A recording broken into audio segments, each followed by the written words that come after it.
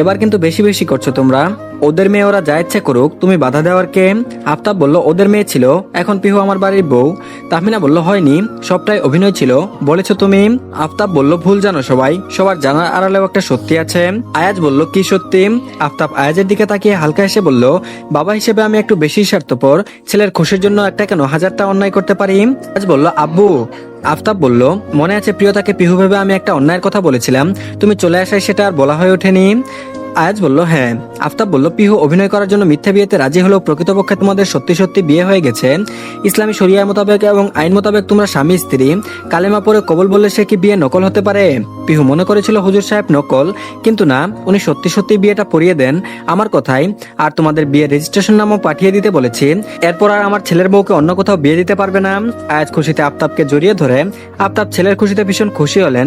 তাহমিনার মনেও শান্তি এলো। উপরে উপরে যত কঠিনই থাকুক না কেন, আসলে উনিও যে পিহুকে ভালোবেসে ফেলেছেন এটাই সত্যি। আর এদিকে বাড়িতে এসে পিহু চুপ মেরে গেছে, আগের মতো চঞ্চলতা আর নেই। পিয়ালি তৌসিফ প্রিয়তার যত্ন নিচ্ছে। মায়ের শ্বশুর শাশুড়ির জন্য বউয়ের কাছে ঘেঁচতেও পারছে না ঠিক মতো। তারপর বলল কি করো তুমি? তৌসিফের কথায় মায়ের একটু নড়েচড়ে সোজা হয়ে দাঁড়ালো। ভদ্রভাবে বলল দেখলেনই তো, আবার বলতে হবে? আপাতত আমি প্রমোশন প্রাপ্ত হয়ে এসিপি পদে যাওয়ার অপেক্ষায় আছি। তৌসিফ নাকসিটকে বলল চেহারা তো গুন্ডার মতো, আর আমি শুনেছি সব। কিভাবে আমার মেয়েকে জোর করে বিয়ে করেছো তুমি? মায়ের সন্দেহ হলো, হয়ে হয়ে করে বলল দেখুন শ্বশুর আব্বা, ভাইরা ভাইকে ছাঁটাই করেছেন, এবার কি আমার পালা? তাহলে বলে রাখি আমি এক্সপায়ারি মাল। আপনার মেয়ের জামাই প্লাস বাচ্চার বাপ, আমাকে ছাঁটাই করার চিন্তা মাথা থেকে ঝেড়ে ফেলুন। আপনার তো আমাকে মাথায় তুলে রাখা উচিত। জামাই মেয়ের সাথে রেডিমেড নাতিও পেয়ে যাচ্ছেন। মেয়ের বিয়ে দিয়ে বছরখানেক অপেক্ষা করতে হলো না, তা না জেরা করছেন। তৌসিফ বলল এই ছেলে চুপ করো, মেয়েটা মা না হলে তোমার মতো জামাইকে। তৌসিফ আর বলল না, মায়ের বুকে হাত দিয়ে বড় করে নিঃশ্বাস ফেলে বলল ভাগ্যিস বউটা প্রেগনেন্ট, নয়তো আজকে শ্বশুর বাড়িতে আমার শেষ দিন হতো। কি সাংঘাতিক শ্বশুর রে বাবা। আর এদিকে পিহু মনমরা হয়ে শুয়েছিল। দরজায় নক করলে উঠে বসে, তারপর বলল কে? ভেতরে এসো।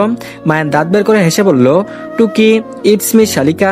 পিহু বিরক্তিকর নিঃশব্দ ফেলে জিজ্ঞেস করলো তোমার কি কাজকাম কিছুই নেই? সারাদিন মহিলাদের মতো এঘর ওঘর ঘোরাঘুরি করছো কেন? মায়ের ওর পাশে বসে বলল লম্বা সময়ের ছুটি নিয়েছি বুঝেছো, দুটো শ্বশুর বাড়ি হ্যান্ডেল করা লাগে, এটা কি কম বড় কথা? সে যাই হোক, কি অবস্থা তোমার? দাঁতে দাঁত লাগিয়ে রেখেছো কেন? বাইরে বের হচ্ছ না কেন? পিহু পুনরায় বালিশ নিয়ে শুয়ে পড়ে অলস ভঙ্গিতে বলল ইচ্ছা করছে না, আমি ঘুমাবো, তুমি এখন যাও। মায়ের ওকে টেনে তুলে পিহু রাগী সুরে বলল বিরক্ত করছো কেন? নিজের বউয়ের কাছে যাও। মায়ের বলল তোমার বাপ মা সুযোগ দিলে তো যাবো, বউ থেকেও কাছে না যেতে পারার কষ্টে আছি। ওইদিকে বেচারা ভাইরা ভাই অলরেডি বউহারা হয়ে বসে আছে। এই চলো তো। পিহু বলল কোথায় যাব? মায়ান গান ধরলো পাশের বাড়ির চ্যাংরা পোলায় প্রেম করিতে চাই, তাই তো আমায় ঘুষ দিয়েছে, করব কি উপায়? এখন আমি ডেডিকেটলি শাড়িয়ে নিয়ে তাই পাশের বাড়ির ভাইরা ভাইয়ের সঙ্গে দেখা করতে যাই। পিহু বলল আমার বাতাস লেগেছে। মায়ান বলল তা অবশ্য বলতে পারো, এখন চলো। পিহু বলল যাব না আমি। মায়ান বলল বেচারা বহু কষ্টে এত দূরে এসেছে, তুমি না গেলে ওর মন ভেঙে যাবে। পিহু বলল যাক। মায়ান বলল এই অজগরের বেটার বউ। পিহু বলল খবরদার। মায়ান বলল রেগে যাচ্ছ কেন? সেই তো বিয়েটা আজগরের ছেলেকেই করবে। পিহু বলল দেখো মাথা গরম করিও না, এমনিতেই। আয়াজ বলে উঠল মিসেস পিহু। আয়াজের কণ্ঠস্বর। পিহু চমকিত নয়নের সামনে তাকাতেই দেখে আয়াজ গাড়ির সাথে পিঠ থেকে আলিশান ভঙ্গিতে দাঁড়িয়ে আছে, মুখ ঝুলছে অমায়িক হাসি। আইন কোনই দিয়ে পিহুকে ঠেলে এগিয়ে দিল। শীষ বাজাতে বাজাতে গেয়ে ওঠে পাশের বাড়ির চ্যাংরা পোলায় প্রেম করিতে চাই, তাই তো আমায় ঘুষ দিয়েছে, করব কি উপায়? এখন আমি ডেডিকেটলি শালিরে নিয়ে তাই পাশের বাড়ির ভাইরা ভাইয়ের সঙ্গে দেখা করতে যাই। ও গান গাইতে গাইতে বাড়ির ভেতর ঢুকে পড়ে। পিহু আয়াজকে দেখে চরম অবাক হয়েছে। তারপর বলল তো তুমি এখানে? আয়াজ বলল তুমি তো থাকলে না, তাই আমাকেই আসতে হলো। পিহু বলল দেখো আয়াজ, কেন অহেতুক ঝামেলা বাড়াচ্ছ? চলে যাও এখান থেকে, আব্বু দেখলে সমস্যা হয়ে যাবে। আয়াজ বলল আমার বউকে আমি দেখতে এসেছি, এতে শ্বশুরের কি? আমি কি তার মেয়ের প্রেমিক নাকি যে ধরা পড়লে পেদানি খাবো? বিহু বলল আমরা বিবাহিত নই, ওটা অভিনয় ছিল মাত্র, তুমি তো সিরিয়াস হয়ে গেছো। আয়াজ প্রসঙ্গ পাল্টে পিহুর ঠোঁটের দিকে ইশারা করে বলল your lips made me crazy, তোমার মিষ্টি ঠোঁটে চুমু খাওয়ার জন্য হলো তোমাকে আমার লাগবে মিসেস পিহু। পিহু হকচকি গিয়ে ঠোঁটে আঙুল চাপা দেয়। মৃদু রাগ নিয়ে বলল মাথা পুরোটাই গেছে নাকি? আয়াজ বলল মনে হচ্ছে। পাগলের ডাক্তার হবে মিসেস পিহু। পিহু বলল পাগলে আমার অ্যালার্জি, যখন তখন কামড়ে দিতে পারে। আয়াত বলল এইভাবে বলে পিহুকে টেনে গলায় কামড় বসালো। পিহু ছটফটিয়ে আর্তনাদ করে উঠে। আয়াত গলা থেকে মুখ সরিয়ে কানের কাছে ফিসফিস করে বলল চেঁচিও না, ভাইরা ভাই পাহাড়ে আছে, পরে ভাববে আমি তার শালিকে না জানি কি করে ফেলেছি, তখন সম্মান থাকবে আমার? পিহু বলল, ইউ ইডিয়ট, ছাড়ো বলছি, রাক্ষস একটা। আয়াজ বলল, উপ সরি। পিহু ওকে ধাক্কা দিয়ে সরাতে চাইলেও আয়াজ সরল না, আরো একটু চেপে ধরে ক্ষতস্থানে শব্দ করে চুমু খেলো। পিহু চমকে উঠে চোখ বড় বড় করে তাকাই। আয়াজকে ধাক্কা দিয়ে আঙ্গুল তুলে শাসিয়ে বলল, চলে যাও এখান থেকে, অসভ্য আয়াজ রায়ান। আয়াজ যেতে যেতে বলছে, এসে চটকানা তাই বলে কি প্রেম দেব না? না, তা তো হবে না, আমি আবার আসবো ডিয়ার ওয়াইফাই। পিহু গলায় হাত রাখলো, অল্প রক্ত বের হয়েছে। রাগে দুঃখে পা রাস্তি করে কাঁদো কাঁদো মুখে ভেতরে ঢুকতে মায়ান বাধা দিল। তারপর বলল, হাউ রোমান্টিক ভাইরা ভাই। আমিও ভাবি এরকম আগুনের গুলাকে বেচারা সামলেছে কি করে। ওই তো নিজেরও একটা দাবানল, যাক এবার শ্বশুর বুঝবে ঠেলার নাম দুই জামাই। তারপর বলল, তুমি সবটা দাঁড়িয়ে দেখছিলে? মায়ান বলল, আস্তাগফিরুল্লাহ শালি, মনে মনে দিও না গালি, বউয়ের কসম আমি কিচ্ছু দেখিনি।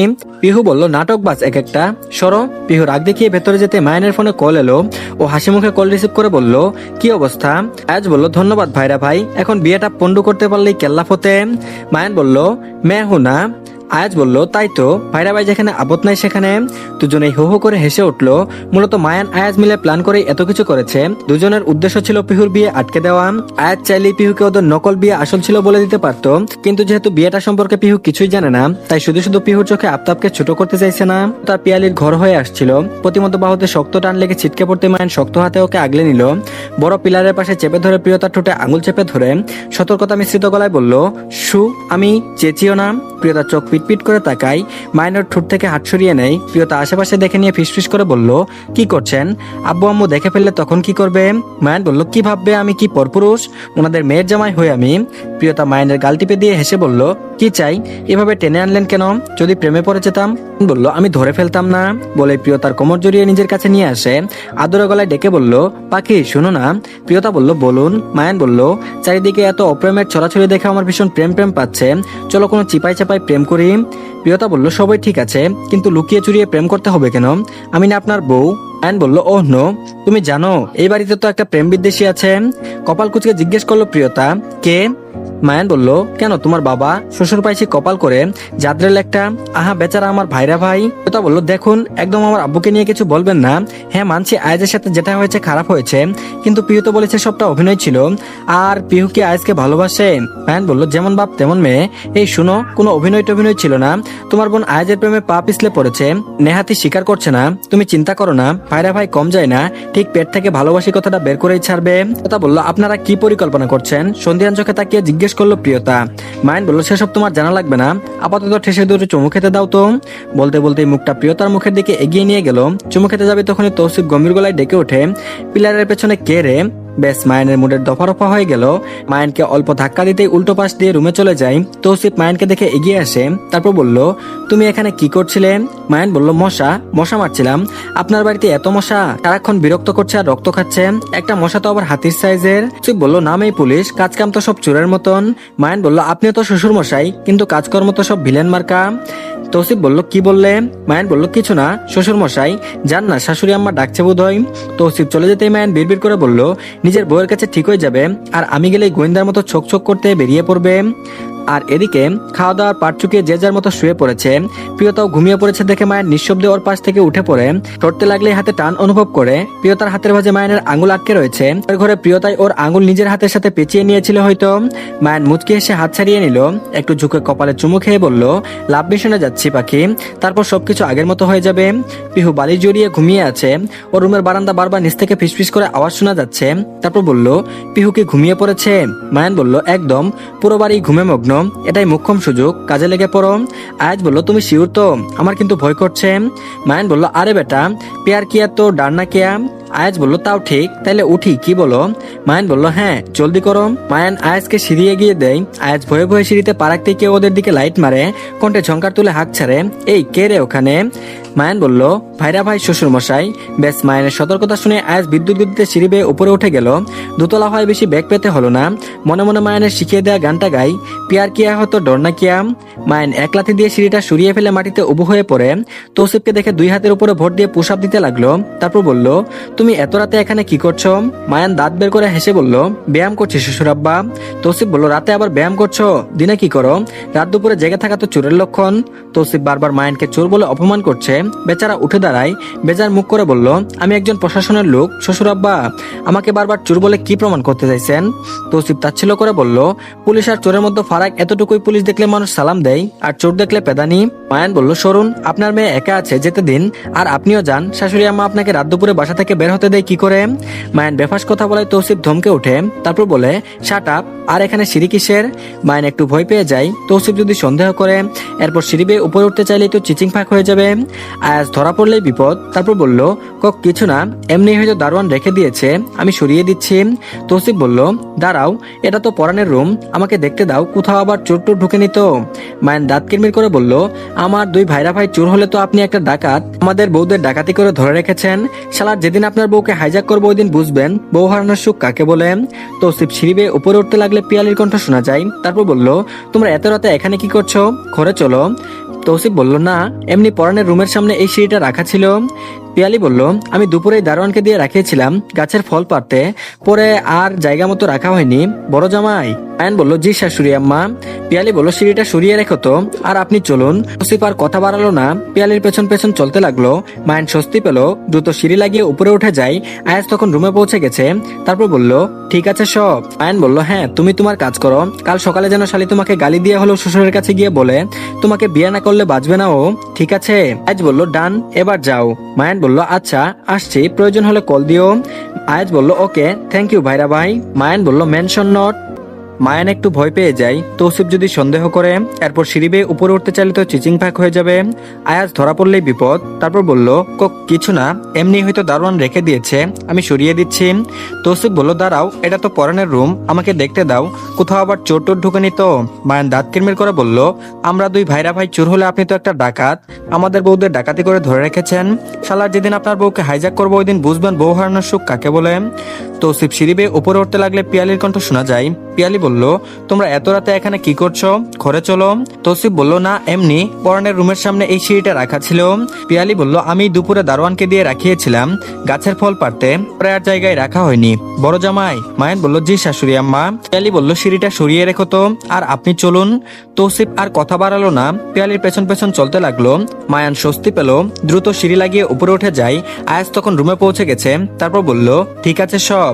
মায়ান বলল, হ্যাঁ, তুমি তোমার কাজ করো, কাল সকালে যেন শালি তোমাকে গালি দিয়ে হলো শ্বশুরের কাছে গিয়ে বলে তোমাকে বিয়ে না করলেও বাঁচবে না, ঠিক আছে? আয়াজ বলল, ডান, এবার যাও। মায়ান বলল, আচ্ছা আসছি, প্রয়োজন হলে কল দিও। আয়াজ বলল, ওকে, থ্যাংক ইউ ভাইরা ভাই। মায়ান বলল, মেনশন নট। মায়ান মাথা চুলকে হাসতে হাসতে নিচে নেমে গেল। আয়াজ আবার জানালা বন্ধ করে পর্দা টেনে দেয়, পিঠে থাকা ছোট্ট ব্যাগ থেকে নরম দড়ি বের করে চটপট পিহুর হাত পা খাটের সাথে একদম ঢিলা করে বাঁধে। ঘুমের মধ্যে পিহু নড়েচড়ে ওঠে, হাত সরাতে গেলে বাধা পেলে তরাক চোখে তাকায়। সামনে ঝুঁকে আসে আয়াজকে দেখে ভূত দেখার মতো চিৎকার করতে আয়াজ একদলা কাপড় ওর মুখে পুরে দেয়। হাফ ছেড়ে বলল, এবার ঠিক আছে, বড্ড ক্লান্ত হয়ে গেছি, I need rest dear wifey. Ayaz বিছানায় হাঁটু মুড়ে থাকা অবস্থাতেই শার্ট খুলতে লাগে। পিহু হাঁটু বরাবর এসেছিল ও। আয়াজের কাণ্ডে ওর চোখ বড় বড় হয়ে যায়, মনে মনে বলল, প্রেমের ভূত মাথায় চড়ে কি বুদ্ধি শুদ্ধি সব লুপ পেয়ে গেছে।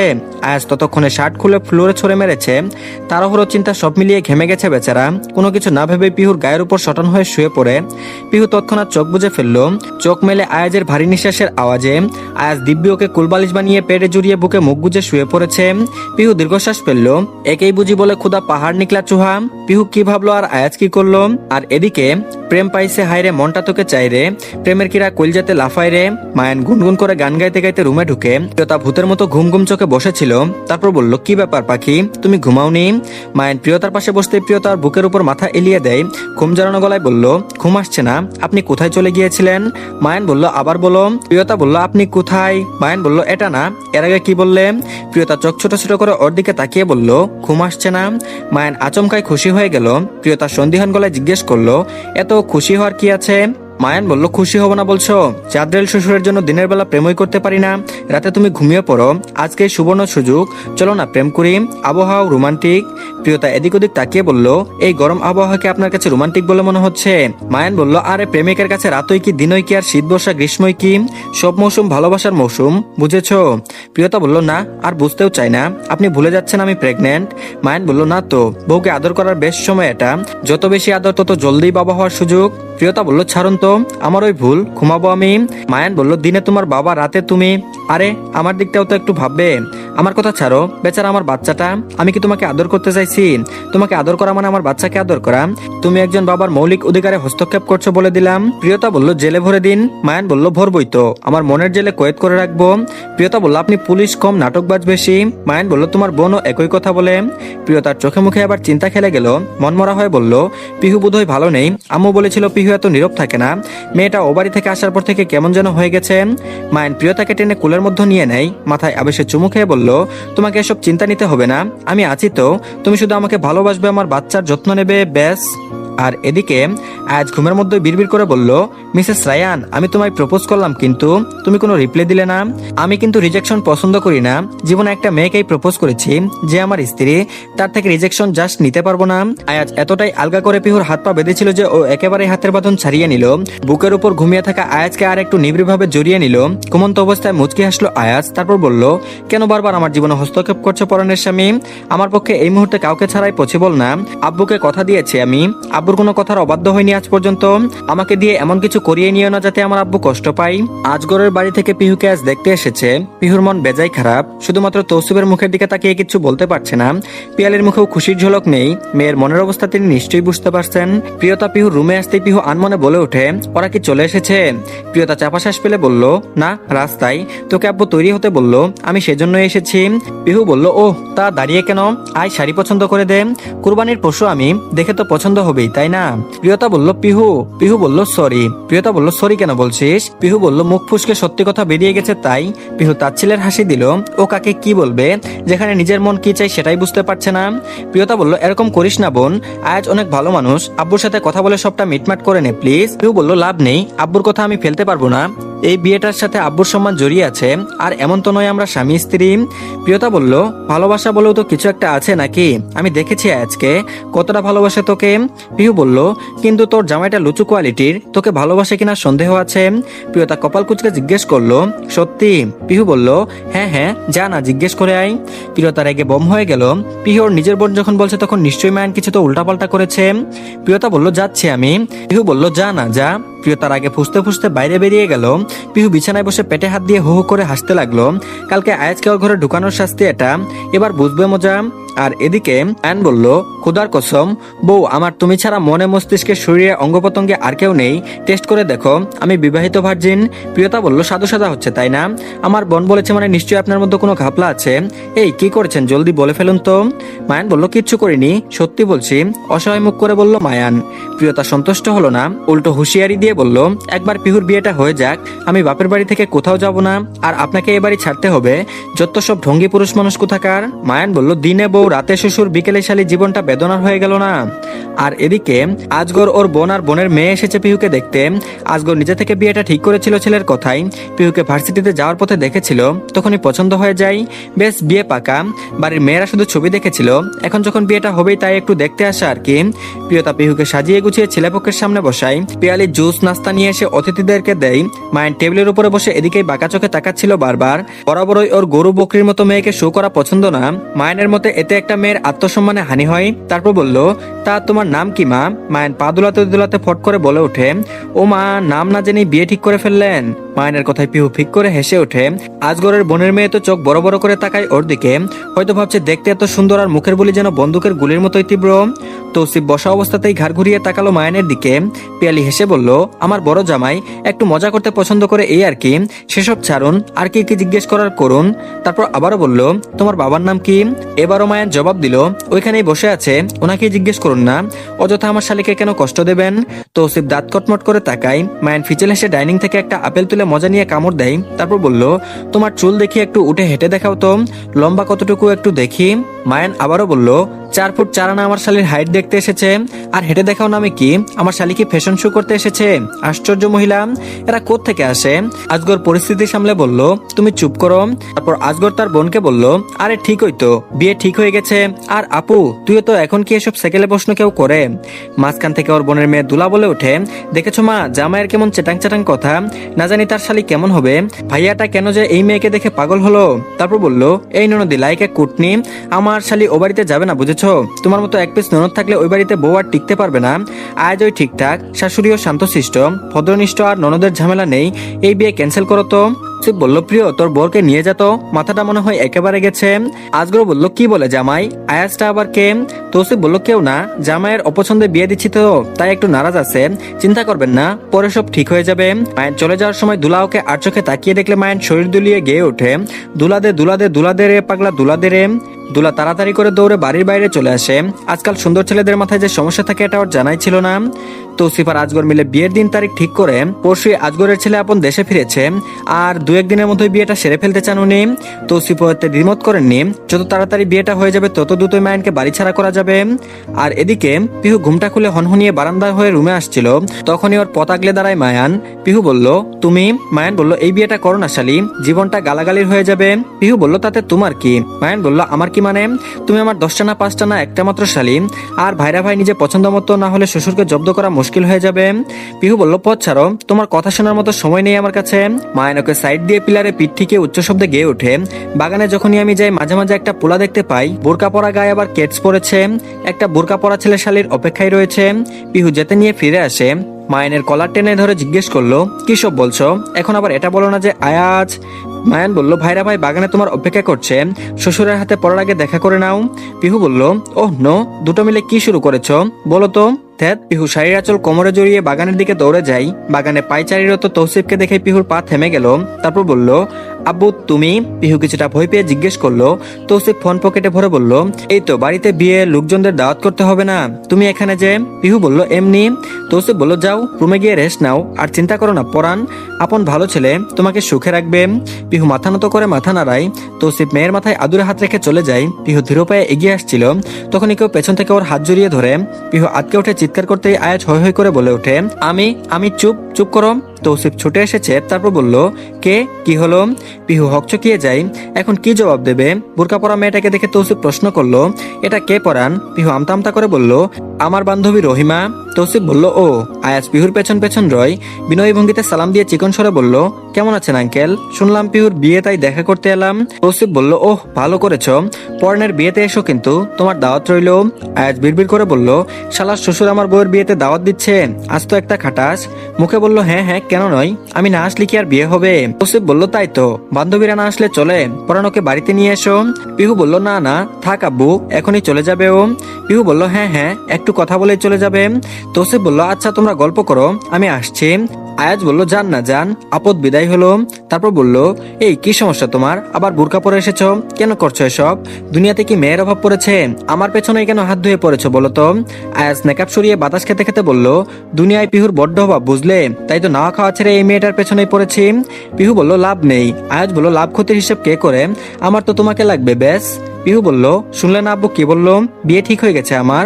আয়াজ বলল, শ্বশুর মশাই কিন্তু জামাইকে দাওয়াত করেছে, বিয়েতে তো আমাকে আসতেই হবে। পিহু বলল, সত্যি সত্যি আসবে বুঝি? আয়াজ বলল, কেন তুমি চাও না আমি আসি? পিহু বলল, মানুষ তো কত কিছুই চায় না, কারোর চাও না চাই কি আসে যায়। আয়াজ বলল, এই তুমি বড্ড হচ্ছে না, আমার পুরনো পিহুকে কবে ফিরিয়ে দেবে বলো তো? পিহু বলল, সম্ভব না। এতক্ষণ আয়াজের নজর পড়ল পিহুর দিকে, কোমরে শাড়ি গুজে রেখেছে ও, কপালে বিন্দু বিন্দু ঘাম জমেছে, হয়তো ভয়ে আতঙ্কে। মুখের মেকআপের প্রলেপ নেই, চোখে কাজল আর ঠোঁটভর্তি লিপস্টিক। সাধারণ মেয়েটাকে আয়াজের কাছে অসাধারণ লাগছে।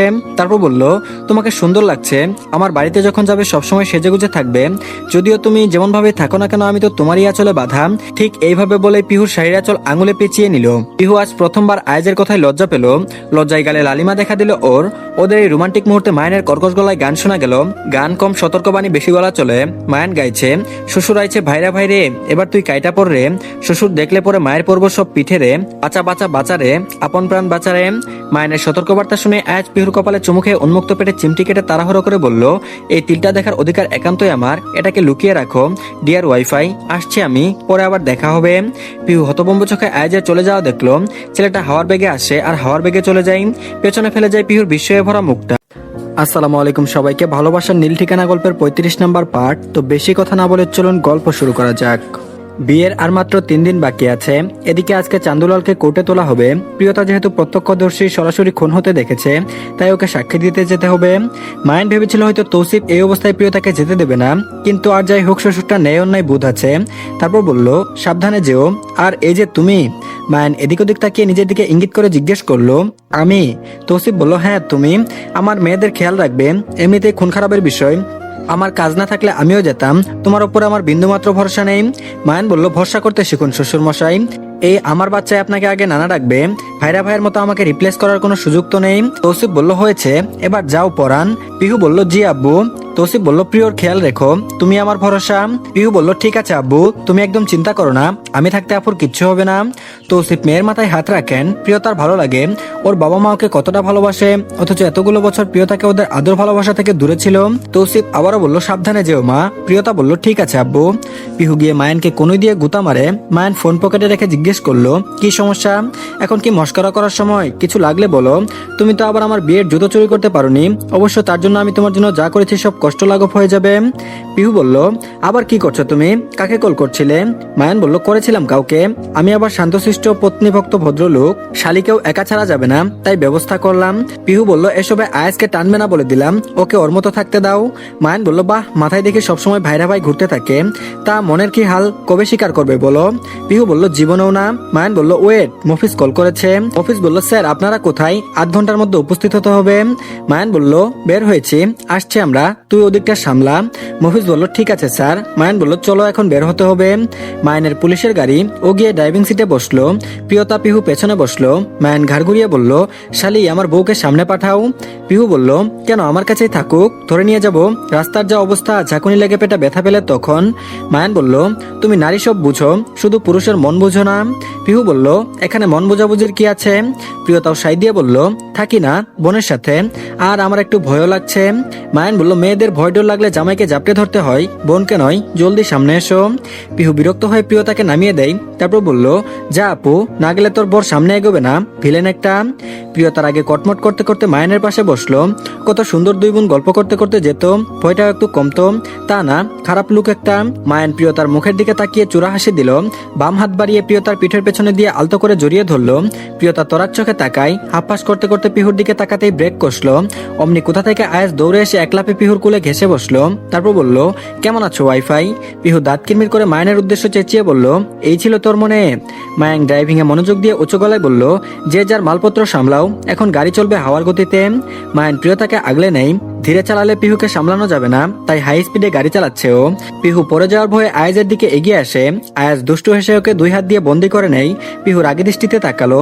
মায়ানের উপরে রাগ হচ্ছে ওর, যতই আয়াজকে ওকে ভুলাতে চাইছে, মায়ান ততটাই ওদের আরো কাছাকাছি আসছে। আর একে পুলিশে চাকরি দিল কে, নিজেই তো হাই স্পিডে গাড়ি চালিয়ে রুলস ব্রেক করছে। তারপর বলল, একটা গান হবে নাকি ভাইরা ভাই? আয়াজ বলল, মন্দ হয় না। মায়ান বলল, তাহলে তুমি শুরু করো। আয়াজ পিহুর দিকে তাকিয়ে আবেগঘন গলায় গেয়ে ওঠে, এই পথ যদি না শেষ হয় তবে কেমন হতো তুমি বলো তো? মায়ান সুর কেটে কেটে গেয়ে ওঠে, তাহলে শালির হাতে আজ খুন হতে হবে, লিখে নাও।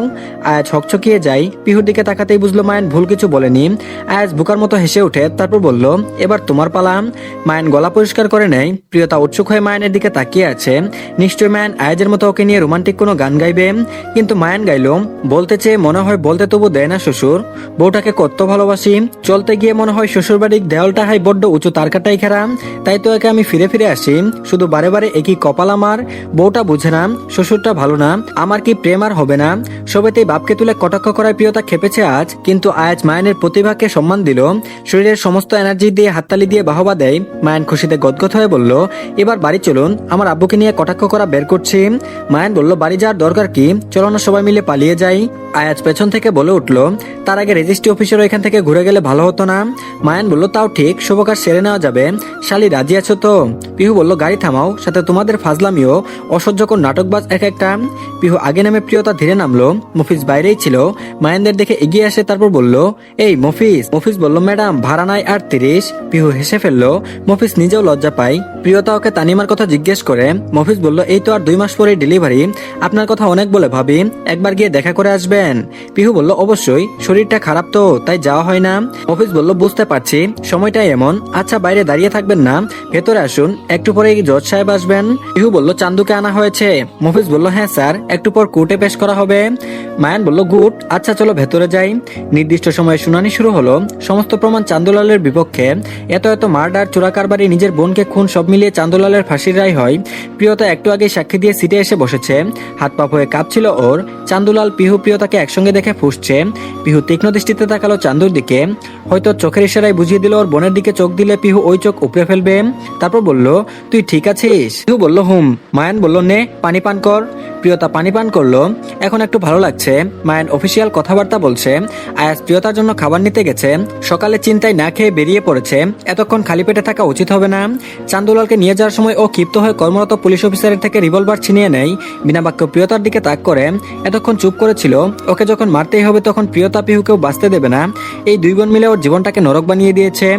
প্রথম গুলিটা প্রিয়তার দিকে ধেয়ে আসে। পিহুর চোখ পড়তেই প্রিয়তার সামনে ঢাল হয়ে দাঁড়ায় ও। আতঙ্কে আপু বলে চিৎকার করে ওঠে। প্রিয়তা কিয়ক্ষণ মূর্তির মতো দাঁড়িয়ে রইল। এরপর যখন চান্দুলালের হাতে বন্দুক আর পিহুর রক্তাক্ত শরীরটা নিচে পড়ে যেতে লাগলো, সঙ্গে সঙ্গে ওর মাথা ঘুরে উঠে। টাল সামলাতে না পেরে ফ্লোরে ঠাস করে পড়ে যায়। অতর্কিত হওয়া ঘটনায় সবাই হতভম্ব। মায়ান চান্দুলালকে দেখেই এলোপাথারি গুলি ছুড়ে। ওর মৃত্যুটা বোধহয় মায়ানের হাতেই ছিল। আয়াজ খাবার পানি নিয়ে সবেমাত্র ভেতরে প্রবেশ করছিল। পিহুকে এই অবস্থায় দেখে ওর হাতের খাবার নিচে পড়ে যায়। এলোমেলো পায়ে দৌড়ে এসে পিহুকে ধরে। পিহু তখন হুঁশে নেই, রক্তে শরীর ভেসে যাচ্ছে। আয়াজ চমকিত গলায় বলল, পিহু, এই পিহু, আল্লাহ, এসব কি হয়ে গেল? পিহু ওঠো, এই পিহু। মায়ান বলল, আয়াজ ওকে নিয়ে চল জলদি। মফিজ গাড়ি বের কর। মফিজ বলল, জি স্যার। আয়াস রক্তাক্ত পিহুকে কুলে তুলে নেই। চোখে জল জমেছে ওর। এই নিয়ে দ্বিতীয়বার আয়াস পিহুকে মৃত্যুর এত কাছে দেখলো। প্রথমবার তাসনিমের দেওয়া বিষ পানে, আর এখন এই অবস্থায়। মফিজ গাড়ি বের করতে আজ ওকে নিয়ে গাড়িতে চড়ে বসে। মফিজ নিজের সাধ্যমতো ড্রাইভ করছে। পিহু মেয়েটা একদম অন্যরকম, সবার চেয়ে আলাদা। মফিজকে যতই ভেঙচি কাটুক না কেন, এই প্রিয়তার অবর্তমানে তানিমার সাথে যোগাযোগ করা, ফল পাঠানো, খোঁজ নেওয়া সব করেছে। আর এদিকে পিহুকে ওটিতে নেওয়া হয়েছে। মায়ান প্রিয়তাকে নিয়ে এসেছে অনেক আগেই। জ্ঞান ফেরার পর থেকে পিহুর জন্য কান্নাকাটি করছে। তৌসিফ খবর পেয়ে ছুটে এসেছে। মায়ানকে দেখেই তৌসিফ তেরে এসে ওর কলার চেপে ধরলো। রাগে হিসিয়ে প্রশ্ন করলো, তুমি থাকতে আমার মেয়ের এই অবস্থা হলো কি করে? আমি তোমাকে বলেছিলাম না আমার মেয়ের খেয়াল রাখতে? এই তুমি আমার বিশ্বাসের প্রতিদান দিলে। মায়ান একটি কথাও বলল না, চুপচাপ রইলো। প্রিয়তাকে বাঁচাতে গিয়েই তো আজ পিহুর এই দশা। পিহুর জায়গায় প্রিয়তা থাকলে মায়ান কি করতো? বউ বাচ্চাকে ছাড়া থাকতে পারতো? আয়াজের দিকে করুণ চোখে তাকালো একবার। ছেলেটার কথা কেউ ভাবছে না, অথচ কারোর চেয়ে কোনো অংশে কম কষ্ট পাচ্ছে না ও। তারপর বলল, আয়াজ, পিহু মায়ের কি হয়েছে? শুনলাম হসপিটালে ভর্তি করতে হয়েছে। আফতাব আর তাহমিনাকে দেখে আয়াজ বসা ছেড়ে উঠে দাঁড়ালো। শরীরে এখনো পিহুর রক্ত লেগে আছে। আয়াজ ধীরে ধীরে বাবাকে জড়িয়ে ধরে হাউমাউ করে কেঁদে কেঁদে বলল, আমার পিহুর কি হয়ে গেল আব্বু? ওর কিছু হয়ে গেলে আমি কিভাবে বাঁচবো বলো? ওই মেয়েটা বড্ড স্বার্থপর, আমার ভালোবাসার একটু কদর করলো না। আফতাব ছেলের পিঠ চাপড়ে সান্ত্বনা দেয়। তারপর বলল, এভাবে বলতে নেই আয়াজ, দেখবে সব ঠিক হয়ে যাবে। আল্লাহ আছেন, আল্লাহকে ডাকো, তিনি তোমার স্ত্রীকে তোমার কাছে ফিরিয়ে দেবেন। তাহমিনা পিয়ালির কাছে যায়। বহুদিন পরে দুই বান্ধবী একই দুঃখে দুঃখী হয়েছে। পিয়ালির কাঁধে হাত রাখতেই পিয়ালি তাহমিনাকে দেখে আহাজারি করে বলল, আমার মেয়েটার কি হয়ে গেল তাহমিনা? আমার সুস্থ মেয়ে বাড়ি থেকে বের হলো, আর এখন? তাহমিনা বলল, কাঁদিস না, সব ঠিক হয়ে যাবে, আল্লাহর উপরে ভরসা রাখ। ওটির দরজা খুলে গেল। নার্স বের হতেই সবাই ছুটে যায়। তারপর বলল, ডক্টর, আমার মেয়ে। ডক্টর বলল, রক্ত লাগবে, এবি নেগেটিভ, জলদি ব্যবস্থা করুন। তাহমিনা বলল, আমার ব্লাড গ্রুপ সেম, চলুন। ডক্টর বলল, আমার সাথে আসুন। তাহমিনা নার্সের সাথে যায়। পিয়ালির চোখ ছলছল করে ওঠে, কৃতজ্ঞতায় মাথা নুইয়ে পড়ে। এই তাহমিনা ছোট থেকে ওকে এত এত দিয়েছে যে শরীরের সমস্ত রক্ত দিয়েও সেই ঋণ শোধ করতে পারবে না। আজ আবার ওর মেয়ের প্রাণ বাঁচিয়ে ওকে ঋণী করলো। মায়ান প্রিয়তার পাশে বসেছে। প্রিয়তা এতক্ষণ কান্না করলেও এখন চুপ হয়ে গেছে। মায়ানের মাথায় আলতো করে হাত রাখে। চমকে ওঠে প্রিয়তা। তারপর বলল, ভয় পেয়েছো? আরে আমার শালিকি যে সে মেয়ে, জমের সাথে যুদ্ধ করে ফিরে আসবে, দেখে নিও। প্রিয়তা ডুকরে ওঠে, মায়ানের বুকে মাথা এলিয়ে দেয়। শরীর সাই দিচ্ছে না ওর। ভাঙা ভাঙা গলায় বলল, আমার জন্য বারবার আমার বোন বিপদে পড়ে, আজ ওর জায়গায় আমি থাকতাম। কেন নিজের প্রাণের ঝুঁকি নিল? ওর কিছু একটা হয়ে গেলে আমি বাবা মাকে কি জবাব দেব? নিজেকে কিভাবে বুঝাবো? মায়ান বলল, চুপ, কিচ্ছু হবে না পিহুর, ও ব্রেভ গার্ল, ঠিক বেঁচে ফিরবে। কেউ ওর জন্য অপেক্ষা করছে। ভালোবাসা অপেক্ষাকে বৃথা করে পিহু কোথাও যেতে পারবে না। একটা বোন থাকা মানে ঢাল। তুমি কতটা ভাগ্যবতী, তোমার কাছে এমন একটা বোন আছে। আমার তো কেউ নেই। কাল যদি আমার কিছু হয়ে যায় আমি নিশ্চিত থাকবো আমার স্ত্রী সন্তানের জন্য কেউ আছে। ওদের ঢাল ওদের রক্ষা করবে। পিহুর এই ঋণ তো আমরা জীবন দিয়েও শোধ করতে পারবো না। পাখি, ও যে শুধু তোমাকে নয়, আমার বাচ্চা, আমার বেঁচে থাকার কারণকে বাঁচিয়ে দিল। পিহুর জ্ঞান ফিরেছে। আল্লাহর রহমতে এ যাত্রায় বেঁচে গেছে ও। ওকে বেডে দিতেই পিয়ালি তৌসিফ মেয়ের সাথে দেখা করতে যায়। অনবরত কান্না করতে থাকা মায়ের হাতে দুর্বল হাতটা রাখে। তারপর বলল, আমি ঠিক আছি আম্মু। পিয়ালি বলল, তৌসিফ বলল, আমি তোমাদের খেয়াল রাখতে বলেছিলাম পরান, তোমাকে বন্দুকের সামনে দাঁড়াতে বলিনি। পিহু বলল, তুমি আপুর খেয়াল রাখতে বলেছিলে আব্বু, আমি তো শুধু আমার কথা রেখেছি, আপুর গায়ে একটা আচরও লাগতে দেয়নি। চাপা শ্বাস ফেললেন তৌসিফ। প্রিয়তাকে নিয়ে মায়ান পিহুর সাথে দেখা করতে আসে। প্রিয়তা বোনের পাশে বসে কান্না মিশ্রিত গলায় বলল, এরপর থেকে আর এমন করবি না, ঠিক আছে? পিহু বলল, প্রয়োজন পড়লে 1000 বার করব। মায়ান হাসার চেষ্টা করে বলল, দেখেছো আমি বলেছিলাম না আমার শালী জমের সাথে লড়াই করার ক্ষমতা রাখে। পিহু মুচকে হেসে বলল, দেখতে হবে না শালীটা কার। মায়ান বলল, তোমার এই ঋণ আমি জীবনেও শোধ করতে পারবো না পিহু, আমাকে সারা জীবনের জন্য ঋণী করে রাখলে। পিহু বলল, কিছু ঋণ শোধ না করাই থাকুক না। মায়ান বলল, তাও তো। আচ্ছা বাইরে ভাইরা ভাই। মায়ান বলতে লাগলে চুপ হয়ে যায়। আশেপাশে এখনো তৌসিফ আছে। মায়ানের সম্পূর্ণ কথা পিহু প্রিয়তা দুজনেই বুঝলো। প্রিয়তা পেটে হাত দিয়ে চেঁচিয়ে উঠে বলল, আমার পেট। তৌসিফ ছুটে আসে। মায়ান পিহু চমকে উঠতে প্রিয়তা চোখের ইশারায় বুঝায় ওর কিচ্ছু হয়নি। মায়ান তাজ্জব বনে যায়। এজন্যই বোধহয় বলে সঙ্গদোষে লোহা ভাসে। শেষে ওর বউটা পাক্কা নাটকবাজ হয়ে গেল। তারপর বলল, কি হয়েছে মা? প্রিয়তা বলল, পেটে ব্যথা করছে আব্বু। মায়ান চট করে বলে উঠল, সারাদিন না খেলে পেটে ব্যথা তো করবেই, চলো এখনই কিছু খেয়ে নেবে। প্রিয়তা বলল, হ্যাঁ চলো। তৌসিফ মেয়েকে ধরে বাইরে নিয়ে যায়। মায়ান যাওয়ার আগে পিহুকে চাপা গলায় বলে, ভাইরা ভাই ভয় পেয়েছিল, অনেক কান্নাকাটিও করেছে। শালার আজ পর্যন্ত আমি বউয়ের জন্য কাঁদলাম না, ভাইরা ভাই তো এদিক থেকে জিতে গেল। আমি আসতে বলেছি, একটু কথা বলো। পিহুকে কিছু বলার সুযোগ না দিয়ে মায়ান বেরিয়ে যায়। পিহু ফুস করে নিঃশ্বাস ফেলে বেডের সাথে হেলান দেয়। একটু পরে কারো আসার শব্দ হলো। পিহু পিট পিট করে চোখ মেলে তাকায়। আয়াজ ধীর পায়ে এগিয়ে আসে। পিহুর একদম কাছে এসে দাঁড়াতেই পিহু দুর্বল গলায় বলল, বসো। আয়াজ মনমরা হয়ে বসলো। কথা বলার সময় কণ্ঠ কাঁপছে ওর। কাপা কাপা গলায় বলল, এখন কেমন আছো? পিহু বলল, এই তো যেমন থাকা উচিত। তুমি বলো তোমার এই অবস্থা কেন? আয়াজ তরাক চোখে তাকায়। অভিমানী গলায় বলল, তুমি কি বলতে চাইছো? আমার 32টা দাঁত বের করে হাসি হাসি মুখে থাকা উচিত ছিল। পিহু বলল, না না, অ্যাকচুয়ালি আমি শিওর তোমার 32টা দাঁত নেই, বুদ্ধির দাঁত এখনো ওঠেনি। আয়াজ বলল, মৃত্যুর কোলে ঘুমিয়েও তোমার ফাজলামো যাবে না, তাই তো?